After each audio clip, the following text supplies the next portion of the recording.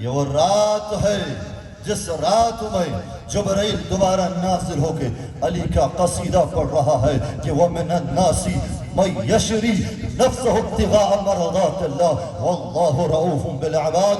لوگوں میں کچھ ایسے ہیں جو اپنے نفس کو بیچتے ہیں، کس لیے؟ ابتغاء مرضات اللہ، خدا کی مرضی خریدنے کے لیے۔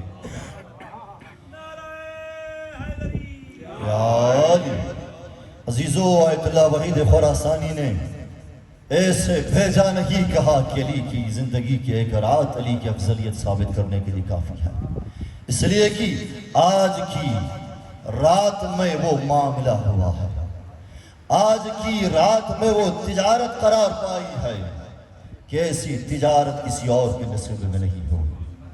علی نے تجارت کی آج کی رات خدا کے ساتھ معاملہ کیا کیا؟ نفسہو من الناس من یشری نفسہو، نفس بیچ دیا، ابتغاء مرضات اللہ، خدا کی مرضی خرید لی ہے۔ یعنی علی کا نفس کہیں اور چلا گیا ہے، خدا کی مرضی کہیں اور اتر آئی ہے آج کی رات میں۔ نفس ابتغاء مرضات اللہ، یعنی آج کے رات کے معاملے کے بعد وَمِنَ النَّاسِ مَن یشری نفس ابتغاء مرضات اللہ کی سامنے رکھ کر اس آیت کو میں اور آپ پابند دوحل کہہ سکتے ہیں کہ آج کی رات کی تجارت کے بعد، اس معاملے کے بعد علی کا نفس نہیں رہا، بلکہ وہ نفس اللہ بن گیا۔ علی کا ہاتھ نہیں رہا، بلکہ وہ ید اللہ بن گیا۔ علی کی آنکھ نہیں رہی، وہ عین اللہ بن گئی۔ علی کی زبان نہیں، بلکہ وہ لسان اللہ بن گئی۔ علی کا پہلو نہیں رہا، بلکہ جب محمد کو بچانے کے لیے محمد کے بستر پر سوئے تو وہ جب اللہ بن گیا، بلکہ علی بھی علی نہیں رہے، علی ولی اللہ بن گیا آج کی رات کے بعد۔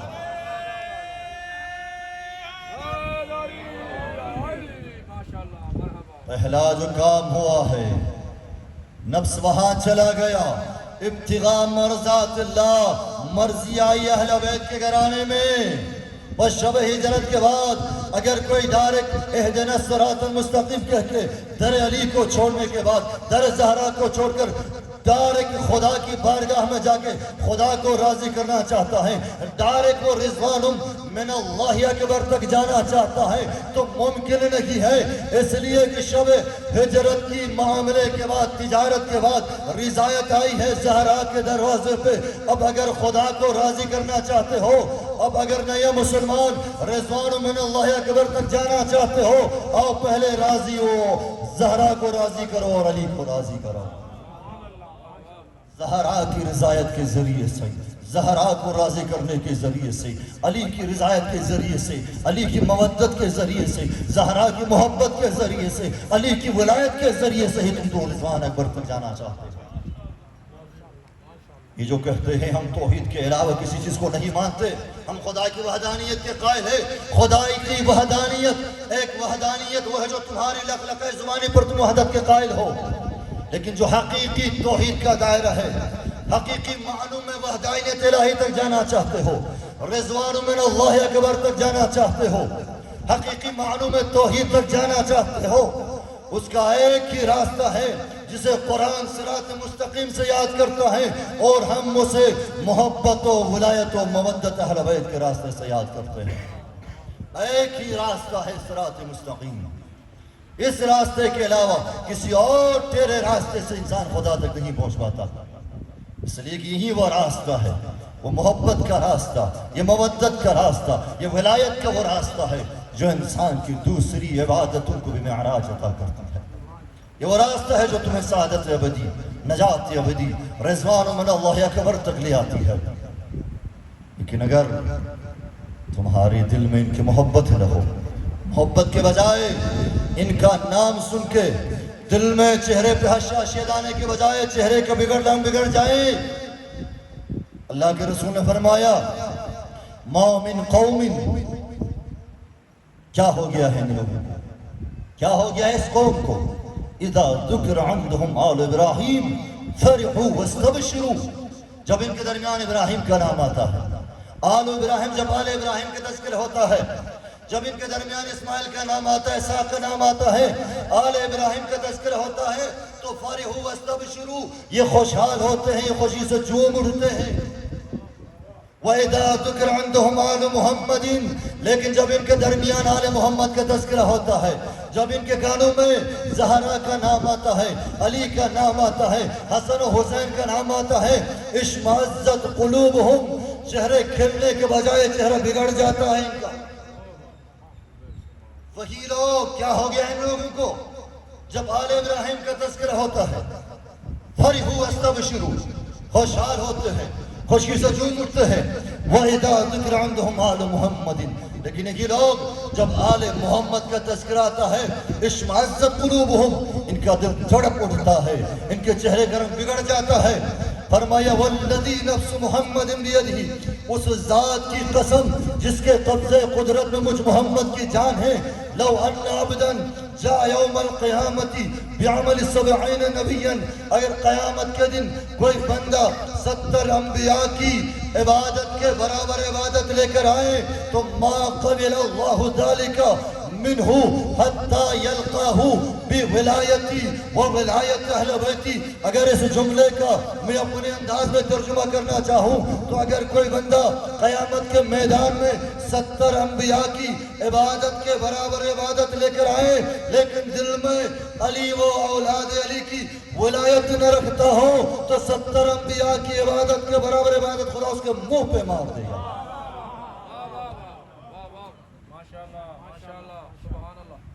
ما قبل اللہ ذلك منہ حتی یلقاہ بولایتی و ولایت اہل بیتی، 70 انبیاء کی عبادت کے برابر خدا اس وقت قبول نہیں کرتا اور اتنی کثرت سے زیادہ عبادت کو بھی، یہاں تک کہ خدا سے ملاقات کرے بولایتی، مجھ محمد کی ولایت کے ساتھ اور میرے آل کی ولایت کے ساتھ۔ ایک ملکہ دل کو درود بھیجا سمت محمد و آل محمد کا۔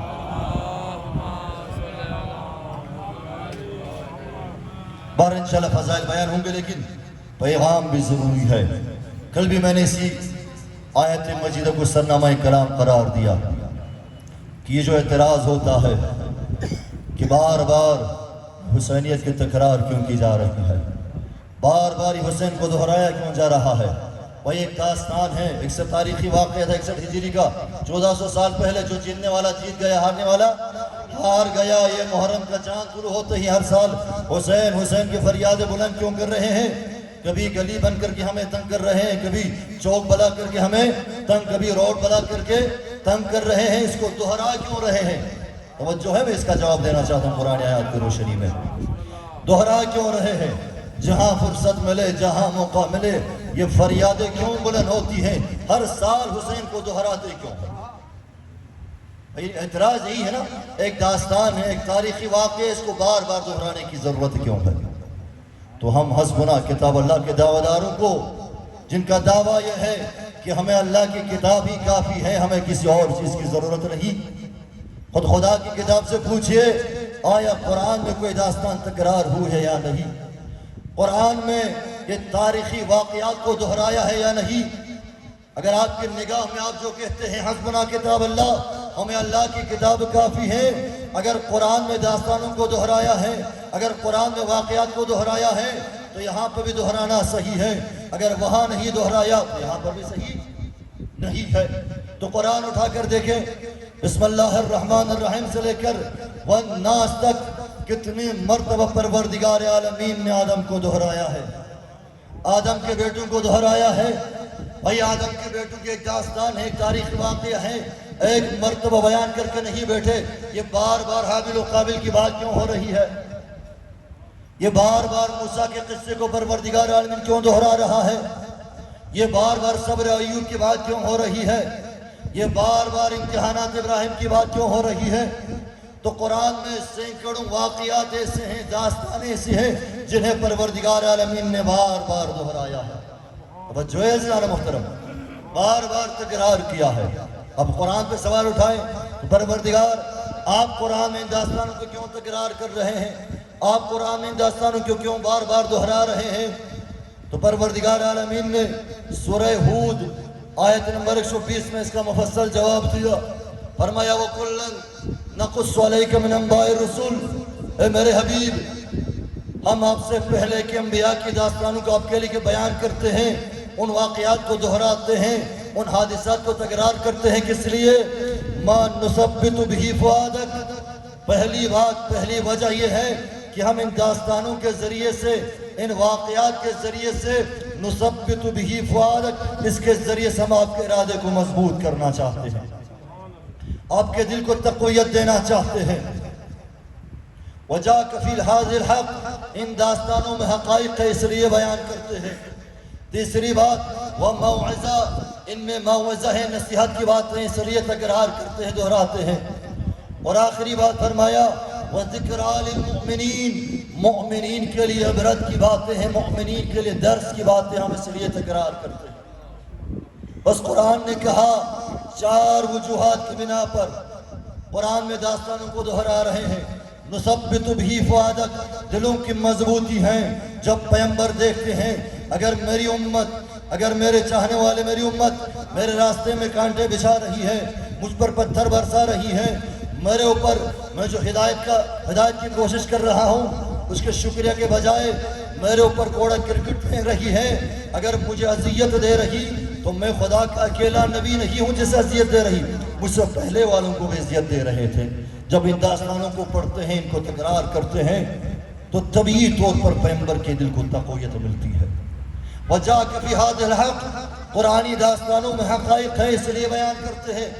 ہاں ایسے تکرار نہیں ہوا، قرآنی آیات میں، قرآنی واقعات میں، داستانوں میں حقائق ہے۔ سورہ یوسف صرف ایک داستان نہیں، پورا سورہ اتار دیا، سورہ یوسف کو دہرایا، داستان یوسف کو دہرایا، اس لیے ہے کہ اس میں حقائق ہیں، اس میں نصیحت ہے، اس میں عبرت ہے کہ کس طرح سے انسان جوانی کے عالم میں بھی انسان کس طرح سے اپنے آپ کو شیطان کی چال چلن سے محفوظ رکھتا ہے۔ یہ سورہ یوسف سکھاتا ہے، یہ داستان یوسف سکھاتی ہے۔ کس طرح سے خدا کے صبر پہ، امتحانوں کے سامنے صبر کرنا ہے، یہ داستان ایوب میں اور آپ کو درس دیتی ہے۔ کس طرح سے اس زمانے کے طاغوت کے مقابلے میں کھڑا ہونا ہے، یہ داستان ابراہیم سے اور آپ کو درس ملتا ہے۔ تو بس قرآن نے کہا 4 جواب میں 4 چیزیں بیان کیا۔ ما نثبت به فؤادک، دل کی تقویت کے لیے موعظہ ہے، حقائق ہے، عبرت ہے، اس لیے بیان کیا۔ اور جو قرآن کا جواب ہے یہی ہمارا جواب ہے۔ ہم بھی کربلا کو دہراتے ہیں، بار بار دہراتے ہیں، جہاں موقع ملے، جہاں فرصت ملے، امام بارگاہ میں فرصت ملے امام بارگاہ میں، مسجد میں فرصت ملے مسجد میں، روڈ میں فرصت ملے روڈ میں، گلی میں فرصت ملے گلی میں، چوک میں فرصت ملے چوک میں، اگر کہیں اور فرصت نہیں ملی تو ہم اپنے گھر گھر یہ فریاد بلند کرتے رہیں گے، حسین حسین کی فریادیں تا قیامت بلند کرتے رہیں گے، اس لیے کہ ما نثبت به فؤادک، یہ کربلا ہے جو ہمارے دلوں کو تقویت دے رہا، یہ داستان عاشورہ ہے جو ہمارے ارادے میں مضبوطی لا رہا۔ اور آج پوری دنیا میں تمام ادیان میں تمام مکاتب میں ایک مکتب اہل بیت دشمن کے سامنے، ہر طاغوت کے سامنے، ہر ستمگر کے سامنے سیسا پلائی ہوئی دیوار کی طرح کھڑی نظر آتی ہے، ہر جابر حاکم کے سامنے، ہر یزید وقت کے آنکھوں میں آنکھیں ڈال کے بات کرتی ہے۔ تو ما نثبت به فؤادک، یہ کربلا ہے جو ہمارے دلوں کو تقویت دے رہا ہے۔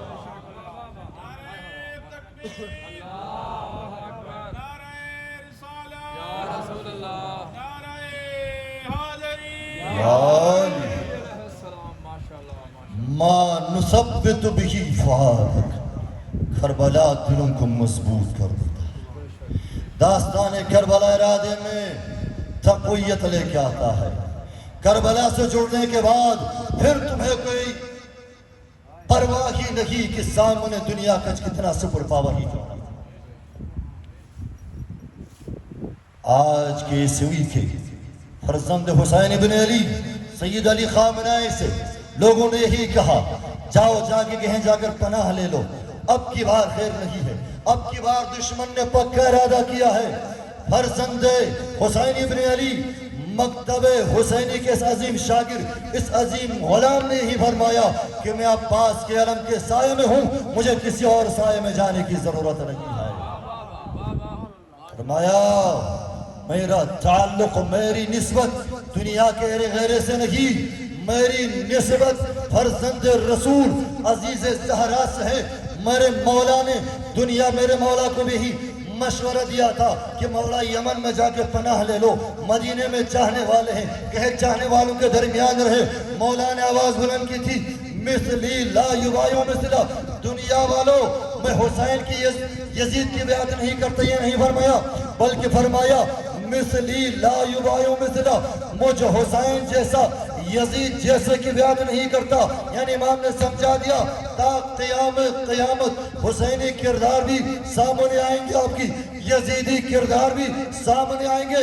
حقیقی حسینی وہی ہوگا جو حسینی کردار کو پہچان کے ان کی اتباع کرے، ان کی پیروی کرے، اور یزیدی کردار کو پہچان کے ان سے نفرت کرے، ان سے دوری اختیار کرے۔ فرزند رسول نے بھی ہی کہا، میں علم کے عباس کے سائے میں ہوں، مثلی لا یبایع مثلا، میرے جد حسین کا جملہ میں دہرا رہا ہوں۔ یزید کے مقابلے میں میرے جد کا جملہ تھا، اس خبیث طاغوت اکبر، اس زمانے کے سب سے بڑے یزید ٹرمپ اور اس کی بد نسل نیتنیاہو کے مقابلے میں میرا جملہ یہی ہے کہ مثلی لا یبایع، نے کبھی اس کی بیعت نہیں کی۔ انشاءاللہ اس کے حوالے سے میں جمعے کی خطبے میں توفیق ہوئی تو میں مفصل بیان کروں گا، بلکہ درود بھیجیں عظمت محمد و آل محمد۔ حسینیت زندہ باد، حسینیت زندہ باد، یزیدیت مردہ باد، یزیدیت مردہ باد، اہل بیت علیہم السلام کے دشمنوں قاتلوں پہ لعنت۔ بے شمار ما نثبت به فؤادک۔ بس ایک آیت جو میں آپ کو عزاداری کو دہرانے اور تکرار کرنے کے لیے بعنوان دلیل قرآن نے پیش کیا، سورہ ہود آیت نمبر 120 ہے۔ نثبت به فؤادک، دلوں کی مضبوطی ہے، حقائق ہے۔ کربلا میں پورے حقائق سے بھری ہوئی داستان کربلا کہ اگر انسان خواہشات نفسانی میں غرق نہ ہو، انسان دنیا کی مال و متاع، دنیا کی ریاست، دنیا کی کرسی، دنیا کے منصب کو ٹھوکر مار کر ایک لحظے میں کس طرح سے حر فی الدنیا والآخرہ بنتا ہے، یہ کربلا میں اور آپ کو درس دے رہی ہے، یہ عبرت کربلا بتلا رہی ہے۔ اور اگر انسان دنیا میں غرق ہو جائے، خواہشات نفسانی میں غرق ہو جائے، تو انسان اتنا اندھا ہو جاتا ہے کہ وہ اپنے ہاتھوں کو وقت کے امام کے خون سے رنگین کر بیٹھتا ہے۔ یہ عبرت بھی میرا آپ کو کربلا سمجھتی ہے۔ قرآن نے کہا موعظہ اس لیے دہرا رہے، جس طرح قرآن اول سے آخر تک موعظہ ہے، کربلا ابتدائے نہضت سے لے کر حل من ناصر ینصرنا کے صدا تک موعظہ ہی موعظہ ہے۔ جس طرح کربلا قرآن میں عبرت ہے، قرآن داستان کربلا میں عبرت ہے۔ ایک اور اگر آیت پیش کرنے کی اجازت ہے تو میں ایک اور آیت پیش کرنے کی ضمانت کروں، بلکہ درود بھیجیں عظمت محمد و آل محمد۔ ایک اور آیت آپ کی خدمت میں بعنوان دلیل، کیوں کربلا کو دہراتے ہیں، کیوں کربلا کو تکرار کرتے ہیں۔ سورہ حج آیت نمبر 32 میں پروردگار عالمین نے آواز دی، ذَلِكَ وَمَنْ يُعَظِّمْ شَعَائِرَ اللَّهِ فَإِنَّهَا مِنْ تَقْوَى الْقُلُوبِ۔ سورہ حج آیت نمبر 32 فرمایا، وَمَنْ يُعَظِّمْ، تم میں سے جو تعظیم کرے، احترام کرے، شعائر اللہ، خدا کے شعائر، خدا کی نشانی کی تعظیم کرے، فَإِنَّهَا مِن تَقْوَى الْقُلُوبِ، تو اس کے دل میں تقوی ہونے کی علامت ہے۔ دنیا میں بہت سے مومنین کے دعویٰ دار ہے کہ میں مومن ہوں، میں متقی ہوں۔ بھائی متقی ہونے کی علامت کیا ہے؟ قرآن نے ایک علامت بیان کی، متقی ہونے کی ایک علامت یہ ہے کہ وہ شعائر الہی، خدا کی نشانیوں کی تعظیم کرتا، وہ اعتراض نہیں کرتا۔ منافق کا کام ہے اعتراض کرنا۔ اگر حقیقی معنوں میں مومن ہے، متقی ہے، تو وہ آیات الہی، خدا کی نشانیوں کی وہ تعظیم کرتا ہے۔ توجہ ہے ذہن محترم؟ بس فرمایا وَمَنْ يُعَظِّمْ شَعَائِرَ اللَّهِ، جو خدا کی نشانیوں کی تعظیم کرے، خدا کی علامات کی تعظیم کرے، یہ اس کے دل میں تقوی ہونے کی علامت ہے۔ اب آپ سوال کر سکتے ہیں مولانا صاحب خدا کی علامات کون کون سی چیزیں ہیں؟ تو کچھ چیزیں خود قرآن نے بیان کیا کہ کیا کیا چیزیں علامات الہی ہو سکتی ہے۔ اسی کے فوراً بعد آیت نمبر 36 میں فرمایا وَالْبُدْنَ جَعَلْنَاهَا لَكُمْ مِنْ شَعَائِرِ اللَّهِ، بدنہ کی جمع ہے، یعنی سالم اونٹ، قربانی کا اونٹ۔ فرمایا والبدنہ، جس طرح آج جب حجاج مکے میں حج کے لیے تشریف لے کے جاتے ہیں تو حج کے اعمال میں سے ایک واجب عمل قربانی پیش کرنا ہے. مینا کے میدان میں قربانی پیش کرتے ہیں.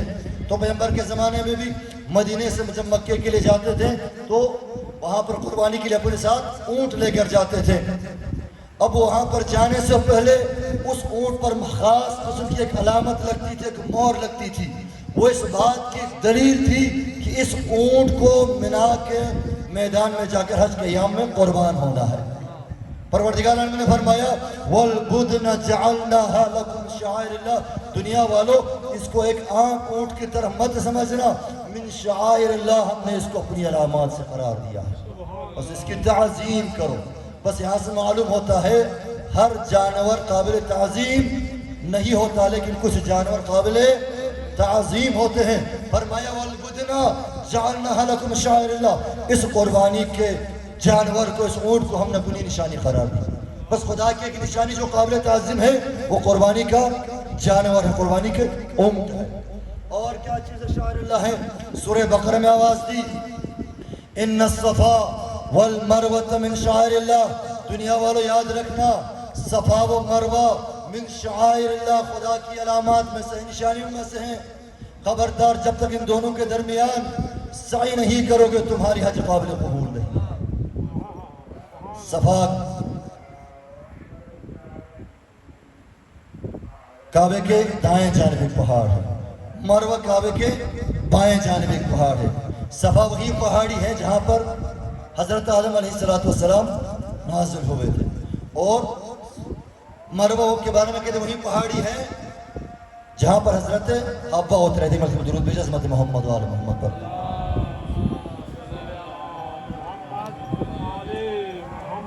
بہرحال اذان کا احترام بھی اہل بیت کی سیرت اور ان کی تعلیمات میں ہی تو دو.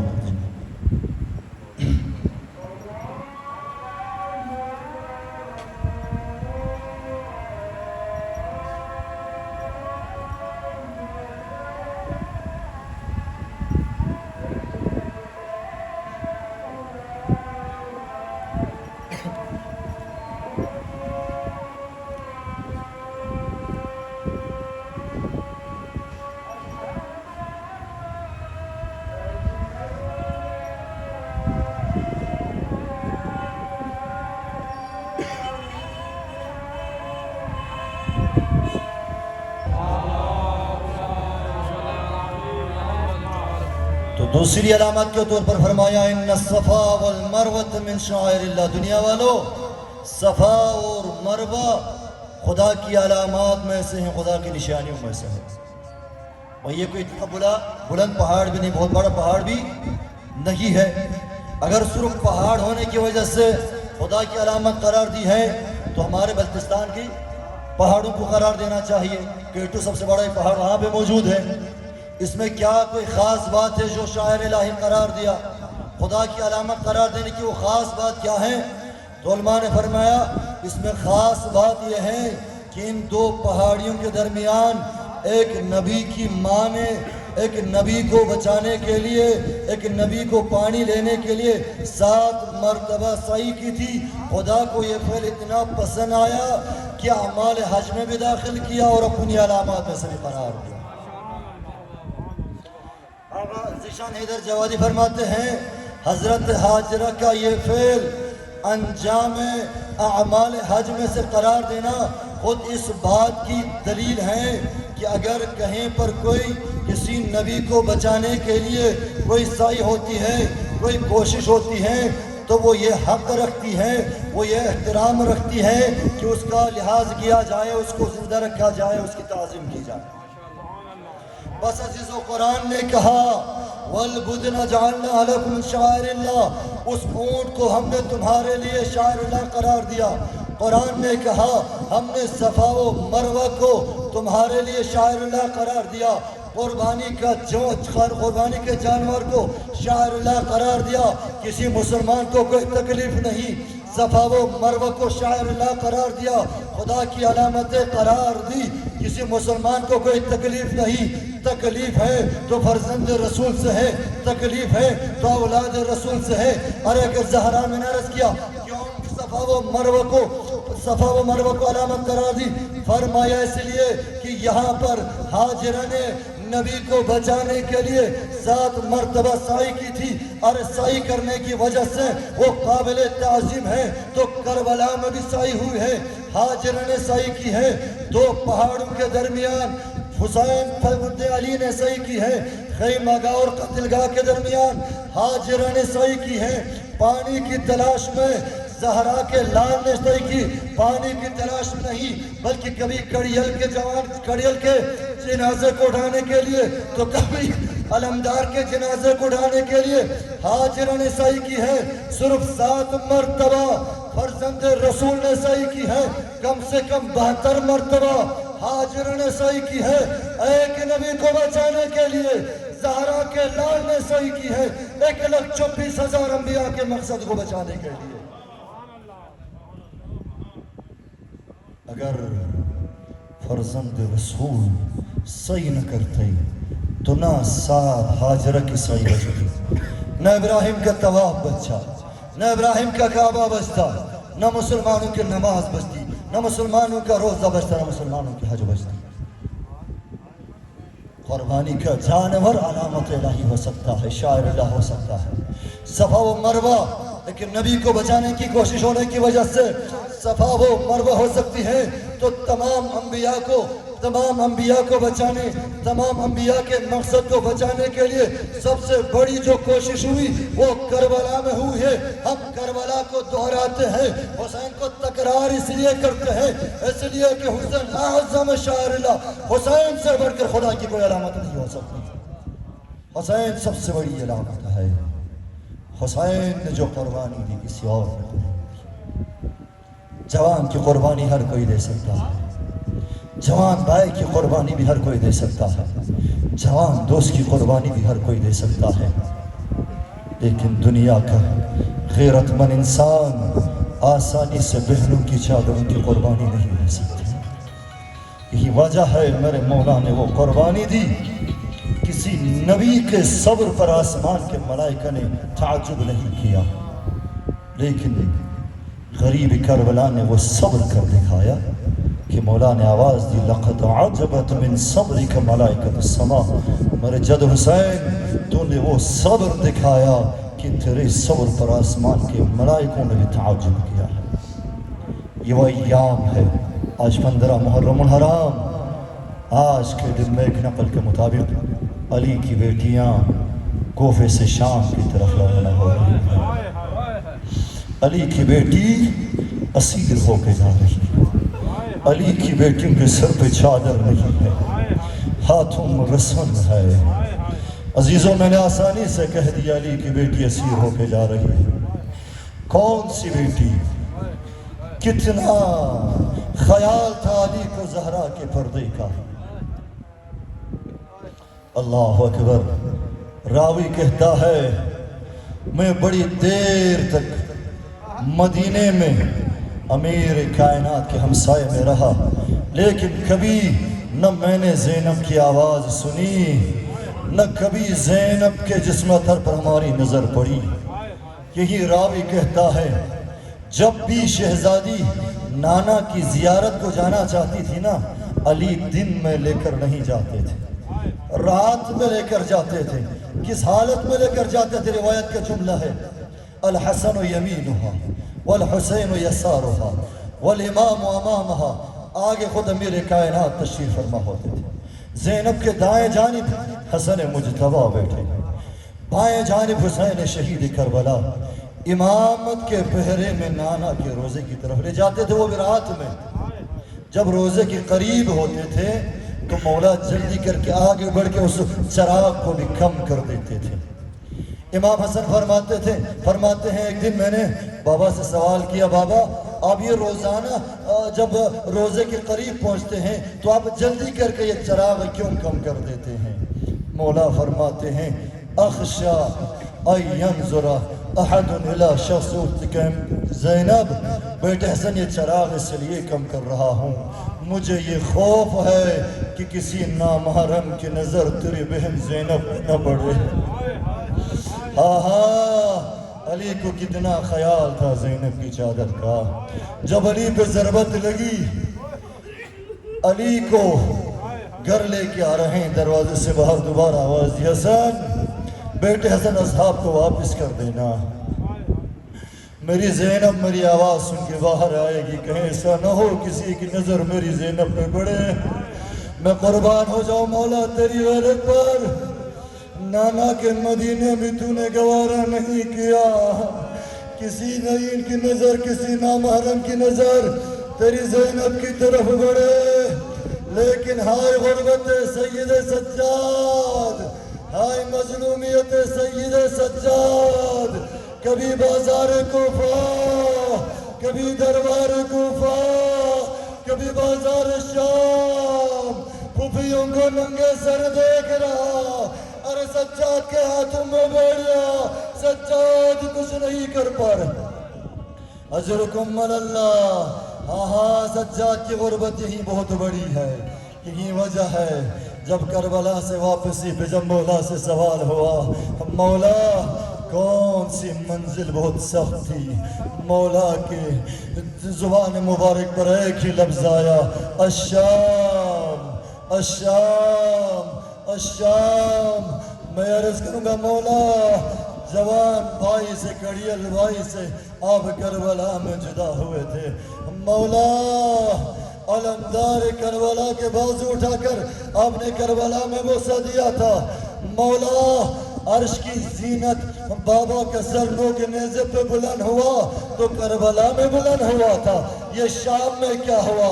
عجب نہیں. مولا کی طرف سے جواب آئے، ارے کربلا میں جو کچھ ہوا شہادتیں ہوئی تھی، شہادت ہماری میراث ہے. کربلا میں جو کچھ ہوا خیر سجاد کی غیرت کو برداشت تھا، لیکن شام میں پھوپھین انبیاء ناموں سے رسالت علی کی بیٹیاں ننگے سر بازاروں سے گزر رہی. کوئی علی کی بیٹیوں پر پتھر مار رہا، کوئی لکڑی اٹھا کر پھینک رہا. جس کے ہاتھ میں کچھ نہ آیا زمین سے خاک اٹھا کر. اجرکم اللہ. یہ وہ ایام ہے، یہ وہ ایام ہے. علی کی بیٹی کوفے سے شام کی طرف بڑھ رہی ہے. آخری منزل زحمت تمام. یہ وہ منزل ہے، یہ وہ ایام ہے. علی کی بیٹی کے ہاتھوں میں رسن، علی کی اس بیٹی کے سر پہ چادر نہیں، پھر بھی علی کی آواز میں کوفے کی گلیوں میں، کوفے کے بازار میں علی کی بیٹی خطبہ دے رہی تھی. جب ایک نابینا امیر کائنات کے ایک صحابی تھے، بڑے ضعیف ہو چکے تھے، نابینا ہو چکے تھے، جب اس کے کانوں میں علی کی بیٹی کی آواز آئی تو اس نے اپنے غلام سے کہا، اے غلام جاؤ جا کے بازار میں دیکھو یا نجب سے علی زندہ ہو کر آئے ہیں یا قیامت برپا ہو گئی ہے. اور میرے کانوں میں علی کی آواز کہاں سے آ رہی؟ غلام بازار گیا، اب جو واپس آیا اپنے آقا سے کہتے ہیں، اے آقا نہ علی اٹھ کر آئے ہیں، نہ قیامت برپا ہوئی ہے، بلکہ علی کی بیٹی شریکت الحسین زینب کبریٰ مغنو چادر علی کی آواز میں کوفے کے بازار میں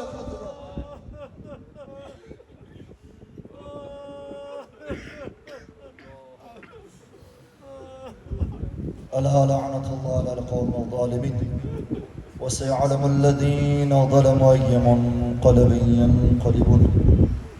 پروردگار اس قلیل عبادت کو اپنی بارگاہ میں قبول و منظور فرما. پروردگار زندگی کے باقی لمحات تیری عبادت و بندگی کے دائرے میں رہ کے گزارنے کی توفیق عنایت فرما.